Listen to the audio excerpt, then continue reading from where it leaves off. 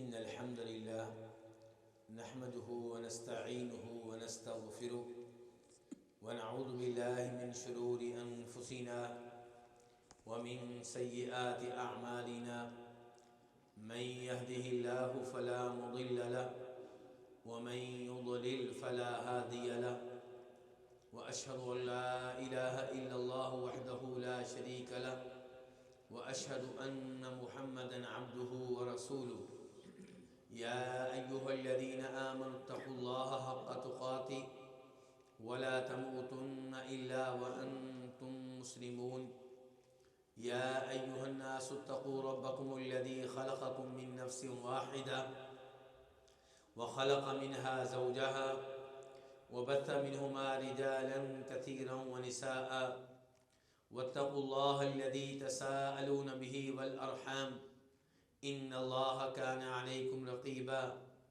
يا أيها الذين آمنوا اتقوا الله وقولوا قولا سديدا يصلح لكم أعمالكم ويغفر لكم ذنوبكم ومن يطع الله ورسوله فقد فاز فوزا عظيما أما بعد فإن خير الحديث كتاب الله وخير الهدي هدي محمد صلى الله عليه وسلم وشر الأمور محدثاتها وكل محدثة بدعة وكل بدعة ضلالة وكل ضلالة في النار۔ ہر قسم کی حمد و ثنا اللہ رب العزت کے لیے جو ہم سب کا خالق، مالک اور رازق ہے، جس نے دین واضح طور پہ ہمارے سامنے رکھ دیا ہے۔ کثرت سے درود و سلام ہو امام الانبیاء جناب محمد الرسول اللہ صلی اللہ علیہ وسلم کی ذات اقدس پہ، کہ جنہوں نے اللہ رب العزت کی طرف سے نازل کردہ دین امانت داری تھے، پوری توجہ سے، پورے دھیان سے ہم تک منتقل کر دیا۔ مسلمانوں کے بنیادی عقائد میں سے ایک عقیدہ یہ ہے کہ جناب عیسیٰ علیہ السلام کو زندہ اٹھا لیا گیا تھا، وہ فوت نہیں ہوئے، ابھی تک حیات ہیں، اور قیامت سے پہلے وہ آسمانوں سے نازل ہوں گے، دنیا میں تشریف لائیں گے۔ یہ عقیدہ جو تقریباً ایسا عقیدہ ہے کہ جس کے اوپر مسلمانوں کا اتفاق چلا آ رہا ہے، لیکن افسوس سے کہنا پڑتا ہے کہ کچھ لوگوں نے اس عقیدے کو بھی ایسا عقیدہ بنانے کی کوشش کی ہے کہ جس سے یوں لگتا ہے کہ جیسے یہ کوئی اختلافی عقیدہ ہو۔ اسے اختلافی بنانے والے لوگ دو طرح کے لوگ ہیں۔ عصر حاضر میں، موجودہ زمانے میں، اس عقیدے کو اختلافی عقیدہ بنانے والے، اس عقیدے کا انکار کرنے والے دو طرح کے لوگ ہیں۔ نمبر ایک، مرزا غلام احمد قادیانی۔ اس نے حیات عیسیٰ علیہ السلام کا انکار کیا۔ اس نے عیسیٰ علیہ السلام کے دوبارہ سے زمین پہ آنے کا انکار کیا۔ وجہ کیا ہے جی؟ سبب کیا ہے؟ کیوں آپ انکار کر رہے ہیں؟ اس لیے تاکہ وہ احادیث جن میں یہ بشارت آئی ہے کہ عیسیٰ علیہ السلام دنیا میں تشریف لائیں گے، ان احادیث کو اپنے اوپر چسپاں کر سکے اور یہ کہہ سکے کہ ان احادیث سے مراد میں ہوں۔ جن احادیث میں آیا ہے کہ مسیح علیہ السلام آئیں گے، ان احادیث سے مراد کون ہے جی؟ مرزا غلام قادیانی۔ اس لیے اس نے کہا کہ یہ غلط ہے کہ عیسیٰ علیہ السلام دوبارہ آئیں گے، وہ فوت ہو چکے۔ ہم نے کہا کہ پھر ان احادیث کا کیا کریں جن میں آیا کہ مسیح علیہ السلام آئیں گے؟ کہنے لگا وہ میں ہوں، میں آ چکا ہوں۔ نعوذ باللہ من ذالک۔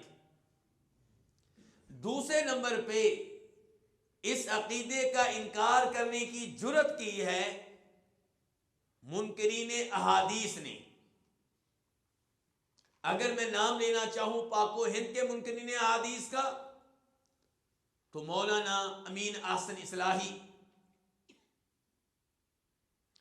جاوید احمد غامدی،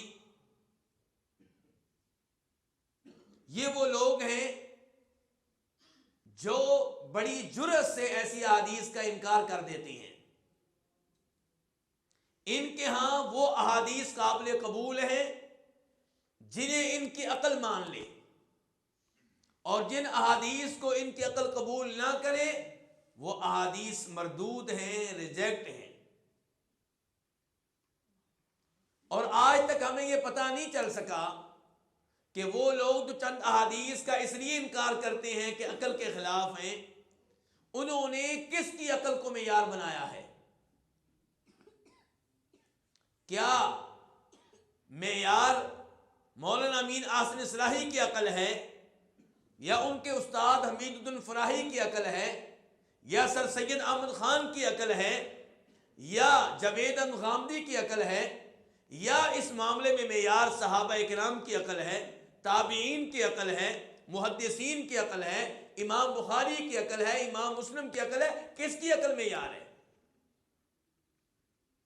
اگر معیار صحابہ کرام کی عقل ہے، اگر معیار تابعین کی عقل ہے، تو یہاں پہ تو یہ صورتحال ہے کہ لوگ ابو بکر سے کہتے ہیں کہ ابو بکر سنا ہے تمہارے صاحب نے کیا کہا ہے؟ وہ کہہ رہا ہے کہ رات کے معمولی سے حصے میں بیت المقدس سے ہو کر آیا ہوں، بلکہ ساتوں آسمانوں کی سیر کر کے آیا ہوں۔ اب بتاؤ کیا اس عقیدے پہ بھی ایمان لاؤ گے؟ کیا اس کو بھی قبول کرو گے؟ تو ابو بکر صدیق نے کہا تھا کہ بالکل میں اس پہ بھی ایمان لاتا ہوں، میرا تو اس بات پہ ایمان ہے کہ صبح و شام آپ پہ وحی نازل ہوتی ہے، تو میرے لیے اس بات پہ ایمان لانا کون سا مشکل ہے کہ رات کے تھوڑے سے حصے میں آپ کو بیت المقدس فلسطین میں لے جایا گیا اور پھر ساتوں آسمانوں پہ لے جایا گیا۔ میں اس پہ بھی ایمان لایا، میں اس پہ بھی ایمان لایا۔ یہ ہے عقل کس کی؟ ابو بکر صدیق رضی اللہ عنہ کی۔ یہ عقل ہے صحابہ کرام کی، یہ عقل ہے تابعین کی، یہ عقل ہے ائمہ حدیث کی۔ تو میں بتا چکا ہوں کہ مرزا غلام قادیانی اس عقیدے کا انکار کیوں کرتا ہے۔ منکرین احادیث میں سے مولانا امین احسن اصلاحی کے الفاظ آپ کے سامنے رکھنا چاہوں گا۔ کہتے ہیں کہ یہ عقیدہ کہ عیسیٰ علیہ السلام دوبارہ تشریف لائیں گے، نزول فرمائیں گے، یہ عقیدہ قرآن کریم سے ثابت نہیں ہے۔ کہاں سے ثابت نہیں ہے؟ قرآن کریم سے۔ یہ عقیدہ احادیث میں آیا ہے، وہ احادیث جنہیں اخبار احاد کہتے ہیں۔ وہ احادیث جنہیں کیا کہتے ہیں؟ اخبار احاد کس کو کہتے ہیں؟ کون کون سے بھائی جانتے ہیں؟ ذرا ہاتھ کھڑا کریں گے جو بھائی جانتے ہیں اخبار احاد۔ ایک منٹ آپ، میں دیکھ لوں کہ اور کس نے ہاتھ کھڑا کیا ہے۔ یہ کی پوری مسجد میں؟ جی، اس کو بیان کرنے والا کوئی ایک شخص ہو، ایک شخص کی طرف سے کوئی روایت بیان کی جائے، اس کو خبر احاد کہتے ہیں۔ قریب بھائی نے جواب دیا ہے، اسی جواب میں تھوڑا سا مزید اضافہ کریں گے تو جواب ٹھیک ہو جائے گا۔ اخبار احاد، احاد کہتے ہیں واحد کی جمع کو۔ احاد کس کو کہتے ہیں؟ ذرا دہرائیں کیونکہ آپ کتابیں پڑھتے رہتے ہیں، کتابوں میں یہ الفاظ آتے ہیں، پھر آپ کو مشکل پیش آتی ہے وہاں پہ۔ احاد جمع ہے کس کی؟ واحد کی۔ اخبار جمع ہے خبر کی، خبر سے مراد یہاں پہ حدیثیں ہیں۔ تو اخبار احاد یعنی کہ وہ احادیث جنہیں روایت کرنے والوں میں کبھی کوئی ایک صحابی ہو، یا صحابی زیادہ ہیں تو تابعی ایک ہو، یا تابعی زیادہ ہیں تو تبع تابعی ایک ہو، یا دو ہوں، یا تین ہوں، یا چار ہوں۔ کیونکہ خبر واحد کے مقابلے میں ہے خبر متواتر۔ خبر واحد کے مقابلے میں کیا ہے؟ خبر متواتر اس حدیث کو کہتے ہیں جسے روایت کرنے والے اتنے زیادہ لوگ ہوں، اتنے زیادہ لوگ ہوں کہ شک و شبہ کی گنجائش باقی نہ رہے۔ اور خبر واحد جسے روایت کرنے والا کسی طبقے میں جا کے ایک رہ جائے، مثال کے طور پہ اگر صحابی 50 ہیں تو تابعی ایک ہو، تابعی 50 ہیں تو تبع تابعی ایک ہو، یا 2 ہو یا 3 ہو یا 4 ہو، یہ سب تھوڑے ہیں۔ تو مولانا امین احسن اصلاحی کہتے ہیں کہ یہ عقیدہ کہ عیسیٰ علیہ السلام دوبارہ تشریف لائیں گے، یہ قرآن میں نہیں ہے، یہ اخبار احاد میں آیا ہے۔ کہنا چاہتے ہیں کہ متواتر میں نہیں آیا، یہ اخبار احاد میں آیا ہے، اور کہتے ہیں کہ عقیدہ اخبار احاد سے ثابت نہیں ہوتا۔ کوئی اس بات کو مانتا ہے تو مانے، میں اس کو نہیں مانتا۔ یہ کون کہہ رہے ہیں؟ مولانا امین احسن اصلاحی۔ جرأت دیکھیے ان کی، یعنی کہ وہ صحابہ کرام جنہوں نے عقیدہ نقل کیا وہ مانتے ہیں تو مانیں، وہ تابعین جنہوں نے حدیث کو نقل کیا وہ مانتے ہیں تو مانیں، وہ تبع تابعین جنہوں نے حدیث ہم تک پہنچائی وہ مانتے ہیں تو مانیں، امام بخاری مانتے ہیں تو مانیں، امام مسلم مانتے ہیں تو مانیں، میں نہیں مانتا۔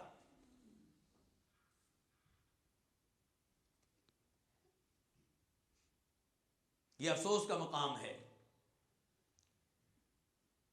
اس گروہ نے جاوید احمد غامدی، مولانا امین احسن اصلاحی، مولانا حمید الدین فراہی، سر سید احمد خان، اور بعد میں پھر وہ پرویز بھی شامل ہوا، ان لوگوں نے مسلمانوں کے عقائد پہ کاری ضربیں لگائی ہیں۔ وہ ہمارے عقائد جن کے بارے میں کوئی اختلاف کی جرأت نہیں کرتا تھا، انہوں نے جرأت پیدا کی اور خود بھی جسارت کی۔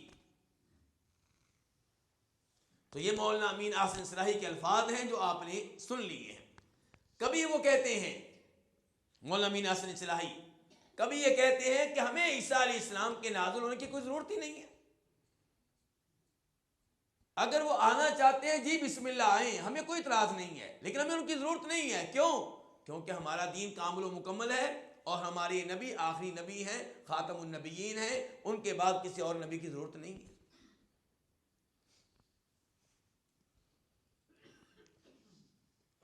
تو ان حالات میں ہم نے آج کے درس میں جائزہ لینا ہے کہ اس عقیدے کی اسلام میں کیا اہمیت ہے، کیا اس کا مقام و مرتبہ ہے۔ ہم سب نے اسلام قبول کیا، اور اسلام قبول کرتے ہوئے ہمارا کلمہ کیا ہوتا ہے جی؟ کلمہ کیا ہے بیٹا؟ لا الہ الا اللہ محمد رسول اللہ۔ لا الہ الا اللہ کا معنی میں آج بیان نہیں کروں گا، آج میرا جو درس ہے اس کا تعلق ہے محمد رسول اللہ سے۔ محمد رسول اللہ صلی اللہ علیہ وسلم، محمد اللہ کے رسول ہیں۔ کیا مطلب ہے اس کا، اللہ کے رسول ہیں؟ جب آپ کہتے ہیں اللہ کے رسول ہیں تو آپ کیا پیغام دے رہے ہیں؟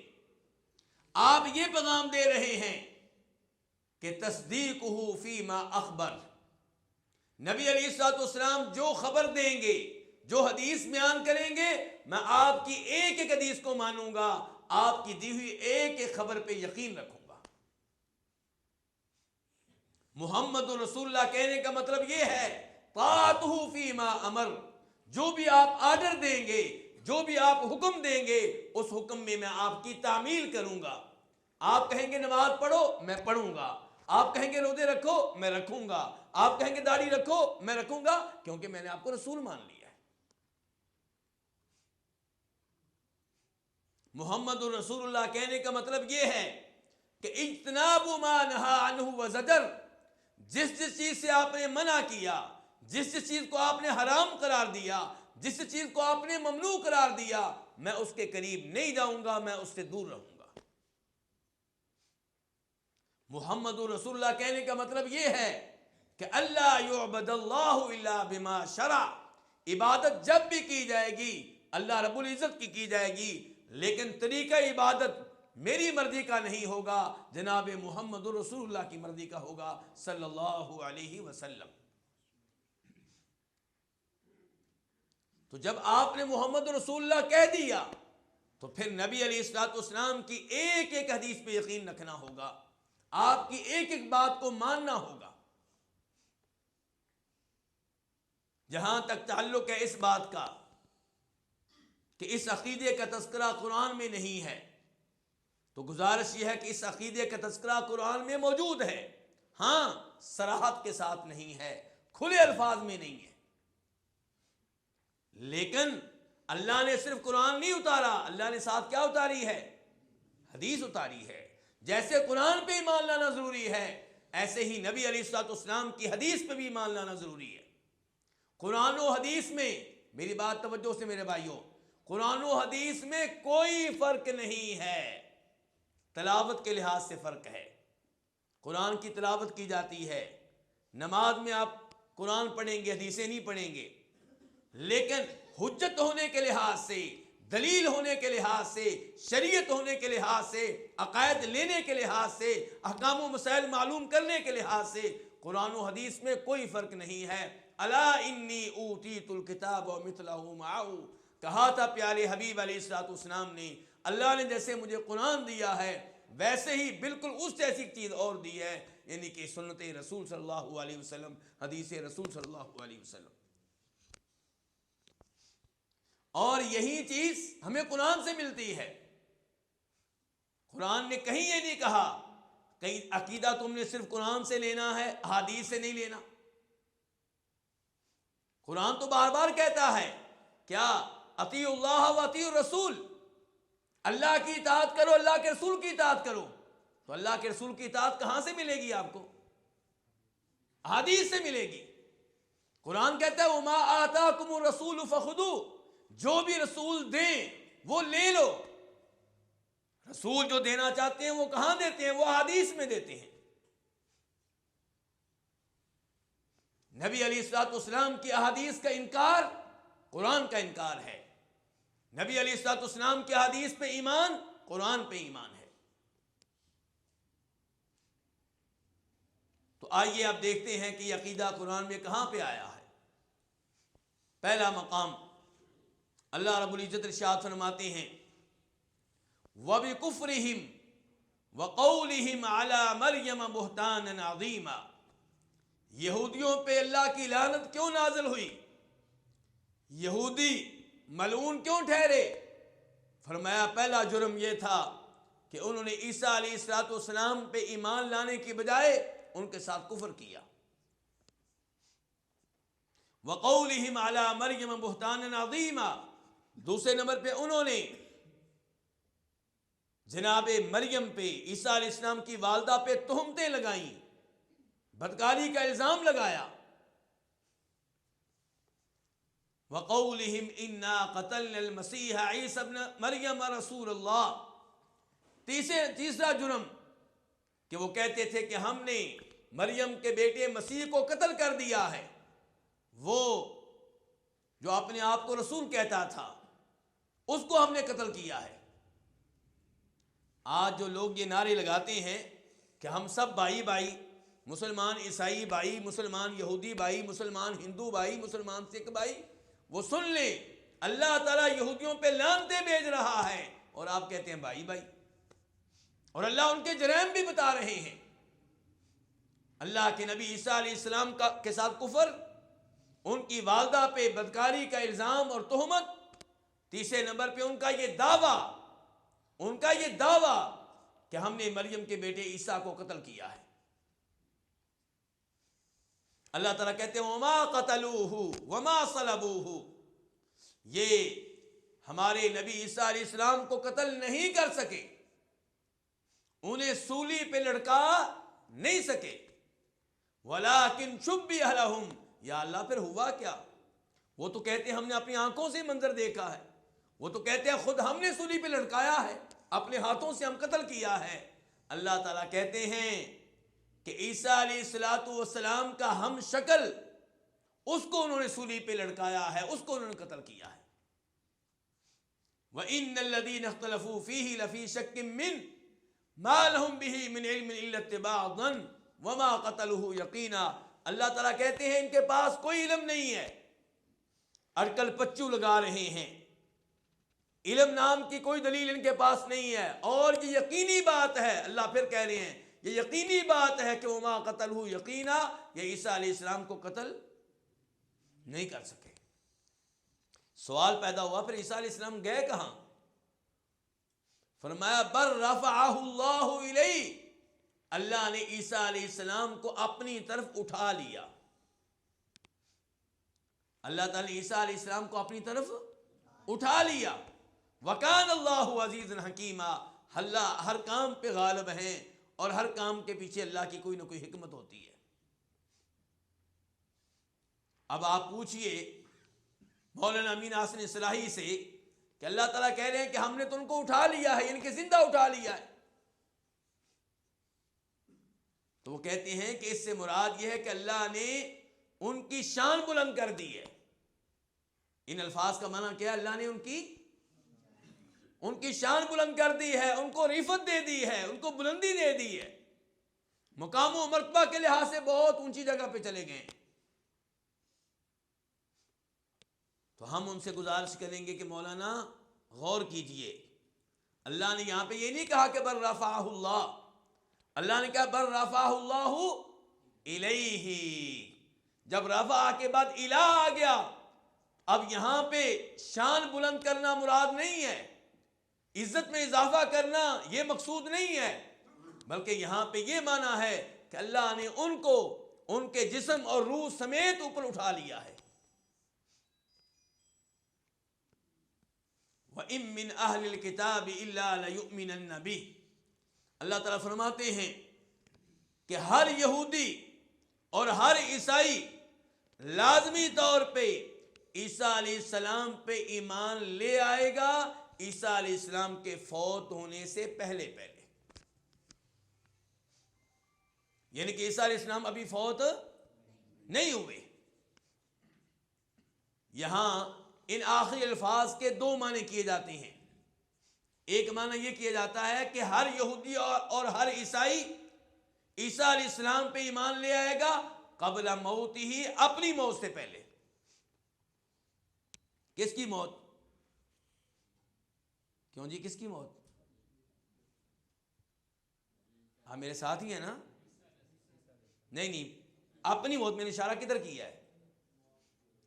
ہر یہودی ہر عیسائی اپنی موت سے پہلے، جیسے فرعون فوت ہونے سے پہلے کیا کہہ رہا تھا کہ میں موسیٰ کے رب پہ ایمان لایا، ایسے ہر یہودی اور ہر عیسائی اپنی موت سے پہلے پہلے عیسیٰ علیہ السلام پہ ایمان لے آتا ہے، ان کو نبی اور رسول مان لیتا ہے، اور یہ مان لیتا ہے کہ وہ زندہ ہیں، فوت نہیں ہوئے.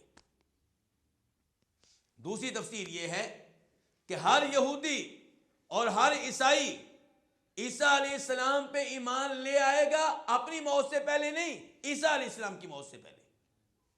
یعنی کہ عیسیٰ علیہ السلام زندہ اور حیات ہیں، اور یہی وہ تفسیر ہے جس کو اختیار کیا ہے جناب عبداللہ ابن عباس نے، صحابی ہیں.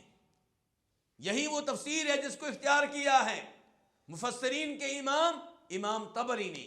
یہی وہ تفسیر ہے جس کو راجح قرار دیا ہے امام ابن کثیر رحمہ اللہ نے. تو اس ایت سے پتہ چلا کہ عیسیٰ علیہ السلام پہلے نمبر پہ فوت نہیں ہوئے، بلکہ ان کو زندہ آسمانوں پہ اٹھا لیا گیا.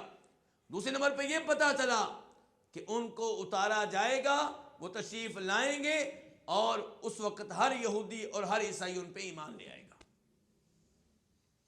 دوسرا مقام اللہ رب العزت قرآن حکیم ارشاد فرماتے ہیں اذ قالت الملائکۃ یا مریم، سورہ آل عمران ہے، ان اللہ یبشرک بکلمۃ من اسمہ المسیح عیسی ابن مریم وجیہا فی الدنیا والآخرہ ومن المقربین.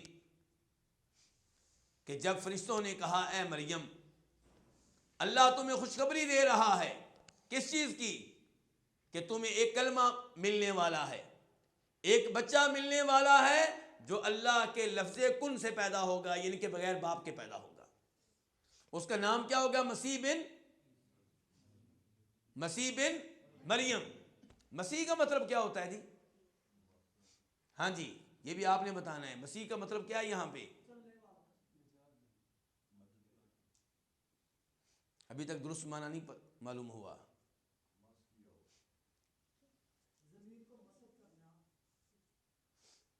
مسیح ابن مریم کا یہاں پہ مطلب یہ ہے کہ عیسیٰ علیہ السلام کو اللہ نے معجزہ دیا تھا. مادر ذات اندھے کی آنکھ پہ ہاتھ لگاتے تو اس کو بینائی مل جاتی تھی، اس کی آنکھوں کو چھوتے تو کیا مل جاتی تھی؟ بینائی مل جاتی تھی. اور کوڑی کے مریض اس کو ہاتھ لگاتے تو اس کا جسم ٹھیک ہو جایا کرتا تھا. تو مس کرنے والے، چھونے والے، ہاتھ لگانے والے. تو یہ مسیح بن مریم، ان کی خوشخبری دی جا رہی ہے کس کو؟ سیدہ مریم کو. فرمایا وجیہن فی الدنیا والآخرہ، یہ بچہ بڑی شان والا ہوگا، بڑی وجاہت والا ہوگا، بڑے مقام و مرتبہ والا ہوگا. دنیا میں بھی شان ملے گی، آخرت میں بھی شان ملے گی. وَمِنَ الْمُقَرَّبِينَ، اور اللہ کے قریبی بندوں میں سے ہوگا. وَيُكَلِّمُ النَّاسَ فِي الْمَهْدِ وَكَهْلًا، اور یہ بچہ لوگوں سے کلام کرے گا. کب؟ گہوارے میں، جب ماں کی گود میں ہوگا. جس عمر میں کوئی بھی بچہ گفتگو نہیں کرتا، اس عمر میں یہ بچہ گفتگو کرے گا. وَكَهْلًا، دوسرے نمبر پہ گفتگو کرے گا جب ادھیڑ عمر میں ہوگا، بڑی عمر کا ہوگا. عیسیٰ علیہ السلام کو جب اٹھایا گیا زمین سے، تب ان کی عمر کتنی تھی؟ ہاں جی، کیا سن رکھا آپ لوگوں نے؟ جی 33 سال.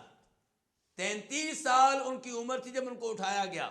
اور اللہ تعالیٰ کہہ رہے ہیں سیدہ مریم سے کہ ہم جو بچہ آپ کو دیں گے وہ گہوارے میں بھی گفتگو کرے گا اور بڑی عمر میں بھی گفتگو کرے گا اور ڈیڑھ عمر میں گفتگو کرے گا.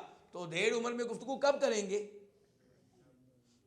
جب آپ یہ مانیں گے کہ انہوں نے واپس آنا ہے، وہ تشریف لائیں گے. وَيُكَلِّمُ النَّاسَ، اور لوگوں سے گفتگو کریں گے.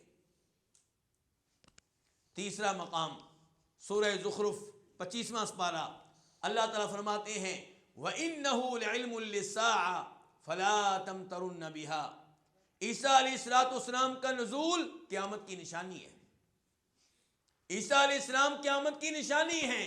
قیامت کی نشانی کیسے بنیں گے؟ جب وہ آئیں گے، جب وہ تشریف لائیں گے تبھی وہ قیامت کی نشانی بنیں گے. تو یہ تھے قرآن کریم کے 3 مقامات. اب ہم احادیث کی طرف آتے ہیں. امام مسلم رحمہ اللہ روایت کرتے ہیں جناب حذیفہ بن اسید رضی اللہ تعالیٰ عنہ سے. وہ کہتے ہیں کہ ہم لوگ آپس میں بیٹھے ہوئے تھے اور قیامت کے بارے میں گفتگو کر رہے تھے. کس کے بارے میں گفتگو کر رہے تھے؟ میرے بھائی یہ الفاظ دھیان سے سنیے گا. آج ہمارا پڑھا لکھا طبقہ، یونیورسٹی کے پروفیسرز، یونیورسٹی کے طالب علم، وہ علماء کرام کا مذاق اڑاتے ہیں، تان و تشنیع کا نشانہ بناتے ہیں. کیوں؟ کہ تم کیا وہ خبریں لے کر بیٹھ جاتے ہو آدم علیہ السلام کی یا پھر قیامت کی. بھائی گفتگو کرو آج کے بارے میں. کیا کہتے ہیں؟ گفتگو کرو آج کے بارے میں. موجودہ زمانے میں امت مسلمہ پریشان ہے، ذلیل و خوار ہے، اس کا کیا علاج ہے؟ تو جواب یہ ہے پہلے نمبر پہ کہ اس کا علاج یہی ہے کہ اللہ کے دین کو مضبوطی سے تھام لیں. فتح تبھی ملنی ہے جب اللہ راضی ہو گیا، اور اللہ تب راضی ہوگا جب آپ انہی امور کو اہمیت دیں جن کو اہمیت کس نے دی ہے؟ اللہ نے دی ہے. اللہ جس عقیدے کو اہمیت دیں آپ اس کا مذاق اڑائیں. کیا آپ سمجھتے ہیں ایسے امت مسلمہ کو ترقی مل جائے گی؟ اگر اللہ کو راضی کیے بغیر آپ سمجھتے ہیں امت مسلمہ کو غلبہ مل جائے گا تو کبھی نہیں ملے گا، کیونکہ دنیاوی لحاظ سے وہ ہمیشہ آپ سے آگے رہیں گے. آپ کو غلبہ تب ملنا ہے جب آپ اللہ کی مرضی کے مطابق چلیں گے، اللہ کی شریعت کے مطابق چلیں گے، ان عقائد کو اہمیت دیں گے جن کو اہمیت قرآن و حدیث میں دی گئی ہے. اب یہاں پہ دیکھیے حذیفہ بن اسید کہتے ہیں ہم صحابہ کرام آپس میں تذکرہ کر رہے تھے قیامت کا، قیامت کے بارے میں گفتگو کر رہے تھے. نبی علیہ السلام نے اوپر سے جان کر دیکھا، ہم سے پوچھا کس موضوع پہ گفتگو کر رہے ہو؟ ہم نے کہا نذکر الساعہ، قیامت کے بارے میں گفتگو کر رہے ہیں. آپ نے فرمایا قیامت اس وقت تک واقع نہیں ہوگی جب تک کہ اس سے پہلے 10 نشانیاں سامنے نہ آ جائیں. جب تک کہ اس سے پہلے 10 کام نہ ہو جائیں. وہ 10 کام کیا ہیں؟ نمبر 1 دجال. نمبر 1 کیا ہے؟ دجال کا ظہور. نمبر 2 الدخان، دھواں نکلے گا جو سب لوگوں کو اپنی لپیٹ میں لے لے گا. تیسرے نمبر پہ جانور نکلے گا کہاں سے؟ زمین سے. پیدا نہیں ہوگا. کہاں سے نکلے گا؟ زمین سے. اور لوگوں سے گفتگو کرے گا. جانور لوگوں سے باتیں کرے گا. اور چوتھے نمبر پہ سورج کا نکلنا کدھر سے؟ مغرب سے. اور کتنے ہو گئے؟ 4 کے 5؟ 4. نمبر 5 یاجوج ماجوج کا ظہور. اور نمبر 6 7 اور 8 زمین 3 مختلف مقامات سے دھنس جائے گی. مشرقی سائڈ پہ، مغربی سائڈ پہ اور جزیرہ عرب میں. اور فرمایا ایک آگ ہے جو یمن سے نکلے گی اور لوگوں کو دھتکارتی ہوئی ارض محشر میں لے جائے گی، یعنی کہ شام میں لے جائے گی. کتنی نشانیاں ہو گئی؟ 9 ہو گئی ہیں. 10ویں کون سی رہ گئی ہے؟ عیسیٰ علیہ السلام کا نزول. تو یہ 10 نشانیاں آپ نے بتائیں. تو عیسیٰ علیہ السلام کا نزول قیامت کی نشانیوں میں سے ایک نشانی ہے. اور امام بخاری اور مسلم دونوں روایت کرتے ہیں جناب ابو ہریرہ رضی اللہ تعالیٰ عنہ سے کہ فرمایا نبی کریم صلی اللہ علیہ وسلم نے والذی نفسی بیدی، اس ذات کی قسم جس کے ہاتھ میں میری جان ہے، لیوشکن ان ینزل فیکم ابن مریم حکما مقسطا، کہ وہ وقت قریب ہے، وہ وقت آنے والا ہے جب مریم کے بیٹے عیسیٰ علیہ السلام تشریف لائیں گے، نزول فرمائیں گے. کس حیثیت سے؟ یا اللہ کس حیثیت سے؟ فرمایا حکمن، حکمران بن کر آئیں گے. کیا بن کر آئیں گے؟ امام نووی رحمہ اللہ ان الفاظ کی وضاحت میں لکھتے ہیں اس سے پتہ چلا کہ وہ حکمران بن کر آئیں گے اور نبی علیہ السلام کی شریعت کے مطابق حکومت کریں گے، فیصلے کریں گے.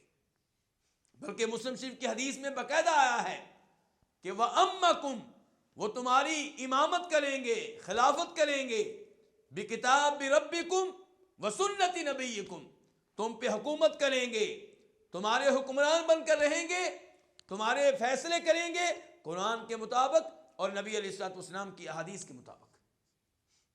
اس سے کیا پتہ چلا کہ موجودہ زمانے میں جو فرقے ہیں، جو مختلف گروہ ہیں، ان میں سے کسی ایک کا وہ حصہ نہیں بنیں گے، کتاب و سنت پہ چلنے والے ہوں گے.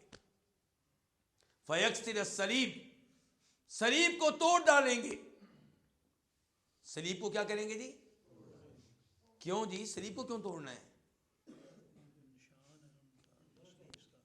کیونکہ صلیب کی پوجا کی جا رہی ہے، صلیب کی عبادت کی جا رہی ہے، اور صلیب نشانی ہے ایک غلط عقیدے کی.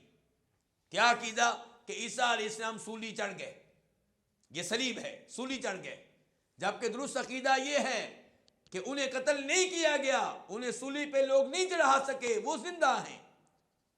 تو عیسیٰ علیہ السلام جب تشریف لائیں گے تو صلیب کا کلا کما کریں گے، اسے توڑ ڈالیں گے. تو اب مسلمانوں کو زیب دیتا ہے مجھے اور آپ کو کہ ہم اپنے بچوں کے ایسے کپڑے خریدیں جن کے اوپر صلیب بنی ہوئی ہو، ہماری گاڑی پہ صلیب بنی ہوئی ہو. ان چیزوں کا خیال رکھنا چاہیے.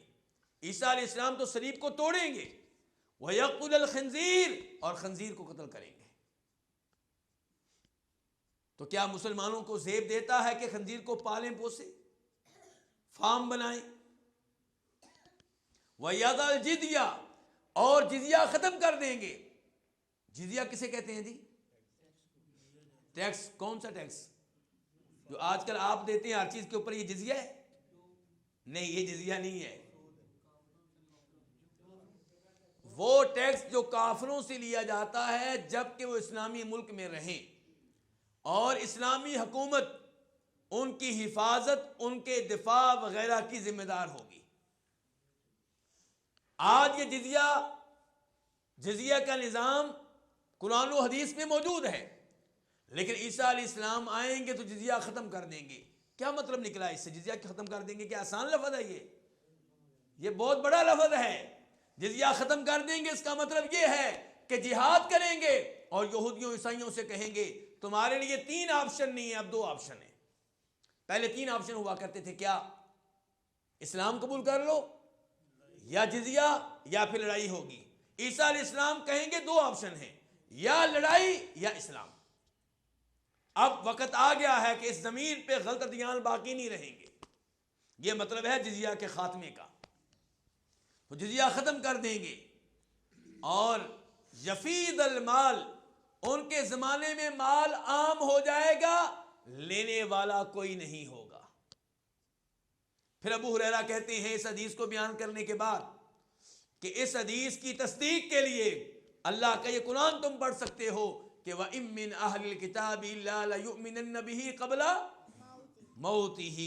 اس سے بھی پتا چلا کہ ابو ہریرہ یہ سمجھتے ہیں کہ عیسیٰ علیہ السلام دنیا میں تشریف لائیں گے، اور یہ کہ اس آیت کا مفہوم وہی ہے جو حدیث کا مفہوم ہے۔ میرے بھائیو، تیسرے نمبر پہ حدیث جابر رضی اللہ تعالیٰ عنہ، اسے بھی امام مسلم روایت کرتے ہیں کہ فرمایا نبی کریم صلی اللہ علیہ وسلم نے لا تزال طائفۃ من امتی ظاہرین علی الحق، میری امت کا ایک گروہ ایسا رہے گا جو حق پہ ہوگا، حق کے لیے لڑے گا، حق پہ قائم و دائم رہے گا۔ کہتے ہیں یہاں تک کہ ینزل عیسی ابن مریم، یہاں تک کہ عیسیٰ علیہ السلام نزول فرمائیں گے، وہ اتریں گے، اور اسی طائفہ منصورہ، اسی کامیاب گروہ کا ایک فرد، ان کا امیر امام مہدی عیسیٰ علیہ السلام سے کہیں گے آپ تشریف لے آئے ہیں، صلی لنا، ہمیں نماز پڑھائیں، امامت فرمائیں۔ تو کیا کہیں گے عیسیٰ علیہ السلام؟ لا، میں امامت نہیں کرواؤں گا، ان بعضکم امراء علی بعض، تم میں سے ایک دوسروں کا امیر بن کر رہے گا، وہ نماز پڑھائے گا۔ تکرمت اللہ لہذی الامہ، یہ اللہ رب العزت کی طرف سے اس امت کے لیے ایک اعزاز ہے۔ تو عیسیٰ علیہ السلام یہ ابتدائی نماز نہیں پڑھائیں گے، بلکہ امام مہدی کے پیچھے کھڑے ہو کے نماز پڑھیں گے۔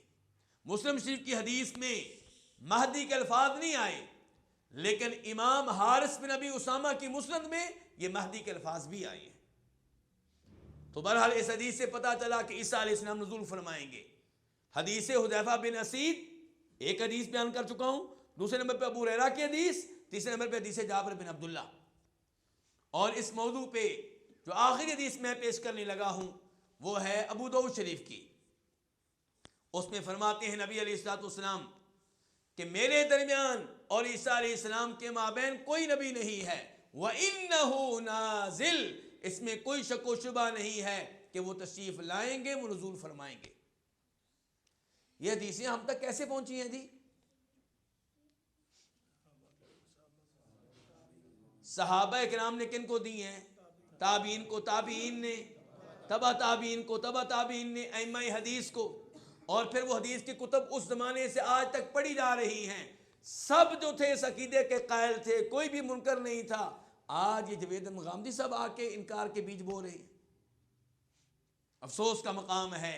اور اس سے بڑا افسوس یہ ہے کہ ہمارے بچے ان کی گفتگو کو پسند کرتے ہیں اور ان سے متاثر ہو رہے ہیں، کیونکہ اس میں کوئی شک و شبہ نہیں کہ گفتگو کرنے کا سلیقہ ان کو آتا ہے، اور یہی چیزیں فتنہ بنتی ہیں، آزمائش بنتی ہیں۔ دجال جب آئے گا تو کیا آپ نے حدیث میں نہیں پڑھا کہ آسمان کو حکم دے گا تو آسمان بارش برسائے گی ان پہ جو دجال کو رب مان لیں گے، دجال زمین کو حکم دے گا، زمین فصل اگائے گی ان کی جو دجال کو رب مان لیں گے، دجال ایک نوجوان کو قتل کرے گا۔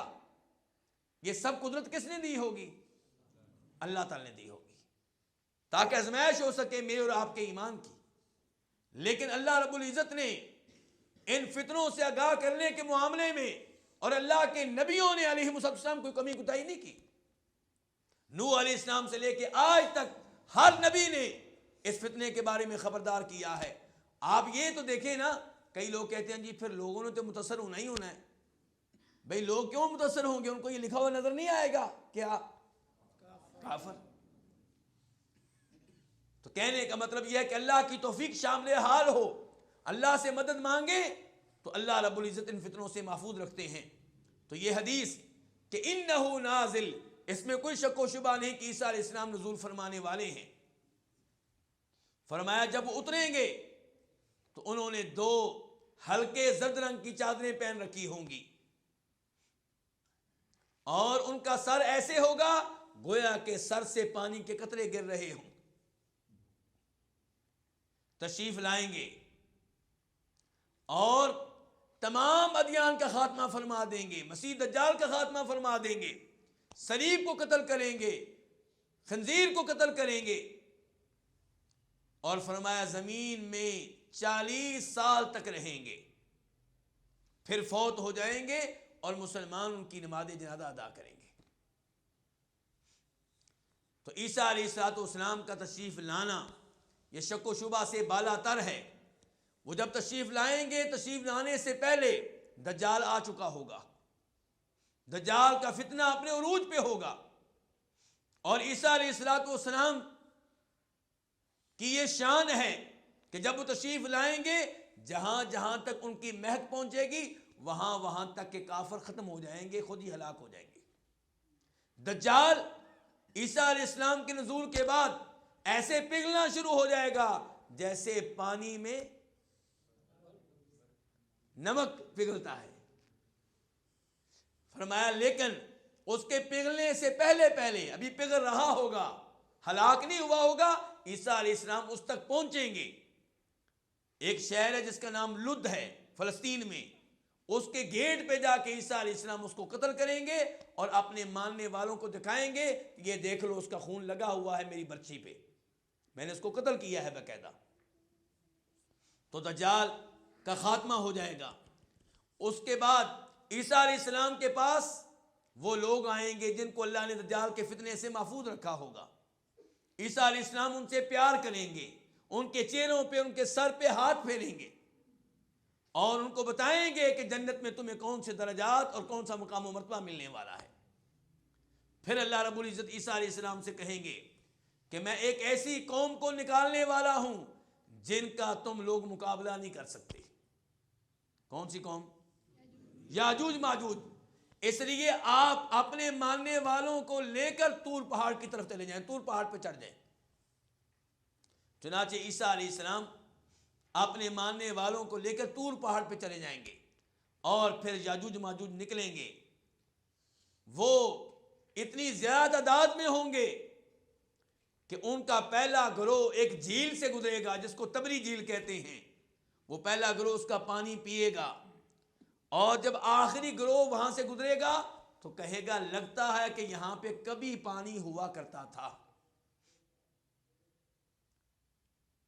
عیسیٰ علیہ السلام اور ان کے ماننے والوں کو طور پہاڑ پہ محصور ہوئے ایک عرصہ ہو جائے گا. اللہ سے دعائیں کریں گے یا اللہ اس قوم کا خاتمہ فرما. اللہ تعالیٰ کے سامنے گر گڑائیں گے تو اللہ تعالیٰ ان کی دعا کو قبول کریں گے اور یاجوج ماجوج کی گردنوں میں کیڑا پڑ جائے گا اور سارے یکدم ہلاک ہو جائیں گے. پھر عیسیٰ علیہ السلام اور اس زمانے کے مومن اور مسلمان طور پہاڑ سے نیچے اتریں گے. جدھر جائیں گے لاشیں ہی لاشیں، بدبو ہی بدبو، زمین پہ زندہ رہنا مشکل ہو جائے گا. پھر اللہ سے دعا کریں گے تو اللہ رب العزت بغتی اونٹوں کی گردنوں کی طرح کے بڑے بڑے پرندے بھیجیں گے. یہ پرندے ان لاشوں کو اٹھا کے کہیں لے جائیں گے اور پھر اللہ بارش نازل فرمائیں گے، زمین صاف ہو جائے گی. تو یہ ہے میرے بھائیو عیسیٰ علیہ الصلوۃ والسلام کا زمین پہ رہنا. اور پھر اس زمانے میں جب عیسیٰ علیہ السلام کی حکومت ہوگی، دنیا میں امن و امان ہوگا، مال بہت عام ہوگا اور دین اور ایمان کے علاوہ یہاں پہ کوئی اور دین نہیں ہوگا. اس زمانے کے یہودی عیسائی یا قتل ہو جائیں گے یا عیسیٰ علیہ السلام پہ ایمان لے آئیں گے. تو یہ تھا عیسیٰ علیہ الصلوۃ والسلام کے بارے میں ہمارا عقیدہ. اور اس عقیدے کو میرے بھائیوں، یہ تو تھی قرآن و احادیث. اب اس عقیدے کو امام احمد بن حنبل نے اپنے عقیدے کی کتاب میں درج کیا ہے. امام احمد کی عقیدے کی الگ سے کتاب ہے حدیث کی کتاب کے علاوہ، جس میں بتایا کہ ہمارے عقائد کیا ہیں. امام احمد بن حنبل اس عقیدے کا تذکرہ فرماتے ہیں. امام طحاوی وہ اس عقیدے کا اس عقیدے کی کتاب میں تذکرہ فرماتے ہیں جو کہتے ہیں کہ یہ سب اہل سنت کی کتاب ہے. بعد میں آنے والے ائمہ کرام نے اس عقیدے کو عقیدے کی کتابوں میں جگہ دی ہے. تو یہ مسلمانوں کا وہ عقیدہ ہے جس پہ ایمان لانا بنیادی عقائد کی حیثیت رکھتا ہے. اللہ رب العزت سے دعا ہے کہ اللہ تعالیٰ ہمیں ایسے عقائد پہ ایمان رکھنے کی توفیق عنایت فرمائے اور ہر طرح کی گمراہیوں سے محفوظ رکھے.